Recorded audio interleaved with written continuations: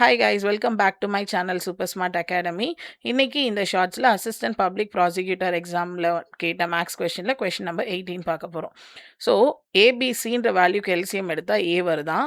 அதே மாதிரி ஏ 3B 2Cக்கு எடுக்கும்போதும் ஏ வரணுன்றாங்க.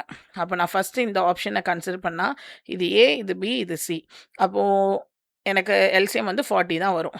இப்போ நான் இதுக்கு எடுக்கணுன்னா ஏ 40யாக இருக்கும், பியை வந்து 3 டைம்ஸ் பண்ணணும். அப்போ 3 இன்ட்டு 20 வந்து 60யாக மாறிடும். அடுத்து சியை வந்து 20. இப்போ நான் இதை பண்ணேன்னா ஃபஸ்ட்டு நான் 10ஆல் போட்டேன்னா எனக்கு 4, 6, 2 அகெயின் நான் 2ஆல் போட்டேன்னா 2 2s are 2 3s are 1s are. அப்போ எல்சிஎம் எனக்கு எவ்வளோ வருதுன்னு பார்த்தீங்கன்னா 120 வருது. அப்போ எனக்கு ஏ வேல்யூ வரல. அப்போ இது மாதிரி நீங்கள் கண்டுபிடிச்சி நெக்லெக்ட் பண்ணணும். நான் இப்போ என்ன பண்ண போகிறேன்னா டைரெக்டாக வந்து ஆப்ஷன் டி வந்து சால்வ் பண்ண போகிறேன். ஸோ எனக்கு 60 20 30க்கு எல்சிஎம் எடுத்தால் 60 தான் வரும். ஸோ வேணால் ட்ரை பண்ணுங்கள். 10 times 6 2 3. So again either 2 table இல்லைனா 3 டேபிள். ஸோ 3 1 3.